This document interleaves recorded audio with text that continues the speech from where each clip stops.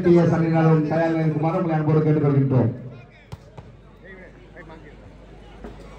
இந்த match start பண்ணுங்க. நடுவர்கள் விரைவாக போட்டியை துவக்குமாறு நடுவர்களை அன்போடு கேட்டுக்கொள்கின்றோம். நேரம் இல்லை,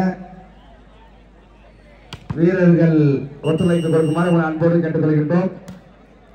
வாங்க வாங்க நடுவர் சைடா இருக்காங்களா, பால் கலெக்ட் பண்ணுங்க, பால் கலெக்ட் பண்ணுங்க.